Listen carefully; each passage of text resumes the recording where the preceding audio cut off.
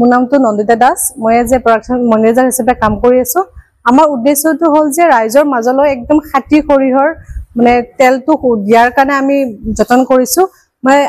মাৰ্কেটতো বিভিন্ন ধৰণৰ তেল চলি আছে নহয় জানো কিন্তু আমি এইটোৱে বিচাৰিছো যে প্ৰত্যেক ঘৰে ঘৰে সকলোৱে বিশুদ্ধ তেল খাক আৰু এই তেলটো আমাৰ একো কেমিকেল মিক্স নাই আপোনালোকে 8 মাহলৈকে নিশ্চিন্ত মনে ৰাখিব পাৰে এইটোৰ বাবে আপোনাৰ বাচ্চাৰ মাসাজ কৰিব পাৰে গাঁঠিৰ বিষ হলে আপুনি ঘঁহিব পাৰে বা চুলি যদি কাৰোবাৰ কৰিছে তেতিয়াও ইউজ কৰিব পাৰে একো প্ৰবলেমে নাপায় এইটো আমাৰ ফ্যাক্টৰীটোৰ নাম হৈছে ৰেন্ডম এন্টাৰপ্ৰাইজ আৰু এইটো আমাৰ টিৰাৰ প্ৰডাকশনটোৰ নাম হৈছে আয়োজন তো আপোনালোকে আহক এবাৰ ইউজ কৰি চাক তেতিয়া আপুনি নিজে গুণাগুণটো গম পাই যাব মানুহে কেনেকৈ আদৰি লৈছে মানুহে এতিয়ালৈকেতো স্যাৰ ভালে আদৰি লৈছে আমাৰ সেপ্টেম্বৰৰ 15 তাৰিখে লঞ্চ হৈছিলে এতিয়ালৈকে আপোনাৰ কাস্টমাৰ বেছ আমাৰ বাঢ়িছেহে স্যাৰ কমা নাই এতিয়ালৈকে মোৰ নাম পল্লৱ তামুলী মোৰ ঘৰ উত্তৰ গুৱাহাটীত আমি বহুত দিনৰ পৰা ভাবি আছিলোঁ যে আমি নিজৰ এটা খাদ্যৰ ৰিলেটেড প্ৰডাক্ট এটা আমি মাৰ্কেটলৈ আনিবৰ আমাৰ ইচ্ছা আছিল তাৰ মাজতে আমি বহুতখিনি ঘূৰি অসমত আমি গম পালোঁ যে মিঠাতেলটো এনেকুৱা এটা বস্তু যিটো আপোনাৰ প্ৰত্যেক মানুহৰ ঘৰতে সদায় ব্যৱহাৰ হয় কিন্তু মানুহে ধৰক মিঠাতেলৰ গুণাগুণ আৰু তাৰ কিমান বিশুদ্ধ মিঠাতেলটো সেই বিষয়ে ধৰক মানুহে নাজানে যিটো গতানুগতিক তেল মানুহে খাই আছে সেইটোৱেই মানুহে খাই আহে আৰু সেই মিঠাতেলৰ ভেজালৰ কাৰণে বহুতখিনি আজিকালিৰ যুগত আপোনাৰ হাৰ্টৰ বেমাৰ বা আপোনাৰ কিডনি ৰিলেটেড বহুত বেমাৰ আমি দেখা পাইছোঁ তো সেইকাৰণে আমি অলপমান ষ্টাডি কৰি ভাবিলোঁ যে আমি যেহেতু উত্তৰ গুৱাহাটীতে আমাৰ বহুতখিনি মানুহ আমাৰ এতে আছে তো আমি ভাবিলোঁ যে আমি উত্তৰ গুৱাহাটীৰ মানুহখিনিক এটলিষ্ট কম দামত একেবাৰে বিশুদ্ধ যোনটো খাঁটি সৰিয়হৰ তেল সেইটো আমি তেওঁলোকলৈ যোগান ধৰিম লগতে আমি বিচাৰিছিলোঁ যে আমাৰ যিয়ে প্ৰডাক্ট হওক সেইটো মানে আমি এটা ব্ৰেণ্ড হিচাপে তুলি ল'বলৈ আমাৰ ইচ্ছা এটা আছিলে যাতে ধৰক 1-2 বছৰ পিছত হ'লেও আমি অনলাইন হওক বা বেলেগ ষ্টেটতো যদি আমি বিক্ৰী কৰিব লগা হয় যাতে আমাৰ কোনো ধৰণৰ অসুবিধা নহয় তো ঠিক তেনেকৈ আমাৰ মনলৈ আহিল তাৰপিছত আমি ধৰক ফাইনেন্সিয়েল ছাপৰ্টৰ কাৰণে আমাৰ DIC গভৰ্ণমেণ্টৰ ডিষ্ট্ৰিক্ট ইণ্ডাষ্ট্ৰিজ চেণ্টাৰ তেওঁলোকৰ লগত কথা হ'লোঁ তো তেওঁলোকৰ লগত কথা হৈ গম পালোঁ যে এনেধৰণৰ বহুত স্কিম আছে গভৰ্ণমেণ্টৰ যোনে ধৰক এনেকুৱা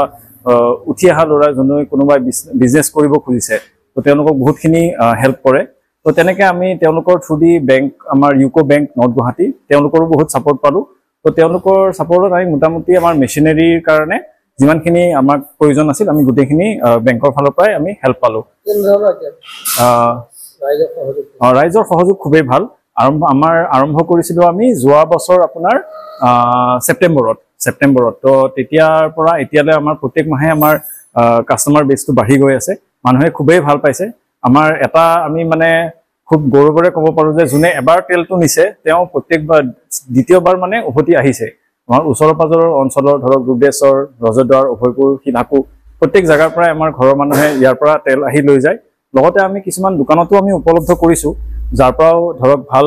ফিডবেক এটা আমি পাই আছোঁ কিন্তু আমাৰ ইয়াৰ পৰা মানুহে বহুতখিনি লৈ যায় আৰু তেওঁলোকৰ সঁহাৰি খুবেই ভাল আমাৰ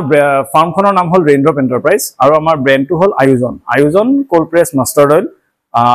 আয়োজন খাঁটি সৰিয়হৰ তেল বুলি আমি অসমীয়াত কওঁ এইটো আপোনাৰ উত্তৰ গুৱাহাটীৰ ৰুদ্ৰেশ্বৰ পৰে আপোনাৰ ইয়াৰ ওচৰতে আছে আপোনাৰ ৰুদ্ৰেশ্বৰ গাঁও পঞ্চায়তৰ অফিচ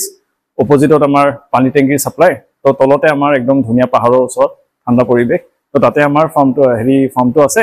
তো আমি ইয়াতে প্ৰডাকশ্যনৰ পৰা ষ্টক আৰু চব আমাৰ ইয়াতে হয় আমি সৰিয়হটো নিজেই খেতিয়কৰ পৰা কিনি আনো আৰু আমি তাৰপিছত সেইটো চাফা কৰি এইটো আমাৰ মেচিন এতিয়া আমাৰ পেৰা যায় আৰু তাৰপিছত আমি ফিল্ট্ৰেশ্যন কৰোঁ তো গোটেইখিনি কাম আমাৰ ইয়াতে হয় তো এতে গোটেইখিনি হৈ আমি প্ৰডাকশ্যন পেকিং কৰি ইয়াৰ পৰাই তেলটো ধৰক বিভিন্ন জেগালৈ ওলাই যায় এইটো হ'ল আমাৰ ফিল্টাৰ মেচিন আমি যিটো তেল তাতে পেৰোঁ সেই তেলটো ধৰক আমি 24 ঘণ্টাৰ কাৰণে ব্যৱহাৰ কৰা যায় তাতে তেলটো অলপমান চেটেল হওক আৰু তাতে বিভিন্ন ধৰণৰ সেইবিলাক বহাৰ পিছত সেইটো আমি ফিল্টাৰ মেচিন এই কি কৰে 12খন প্লেট আছে এটা নাইলনৰ কাপোৰ আছে আৰু ডাঠ কটনৰ কাপোৰ আছে ইয়াৰ মাজেদি আমি ফিল্টাৰ কৰোঁ ফিল্টাৰটো আমি দুবাৰ ফিল্টাৰ কৰোঁ এবাৰ ফিল্টাৰ কৰি আমি জমা কৰোঁ তাৰপিছত আমি দ্বিতীয়বাৰ আকৌ ফিল্টাৰ কৰোঁ যাতে কোনো ধৰণৰ ছেডিমেণ্ট বা কোনো ধৰণৰ ধোলা বস্তু তেলটোত নাথাকে তো এই তেলটো পেৰা তেল হ'লেও মানে আপোনাৰ 8 মাহ আমি এক্সপাইৰী দিওঁ আৰু এই তেলটো আপুনি যিমান দিন বহাই থৈ দিয়ে কোনো ধৰণৰ এটাই ধৰক ধোলা আপুনি দেখা নাপায় বা তেলটো 8 মাহ হ'লে কোনোপধ্যে বেয়াও নহয় যিটো আপুনি সাধাৰণ পেৰা তেলত ধৰক বহুতে ফিল্ট্ৰেশ্যনটো নকৰে সেইটো কাৰণে তাৰে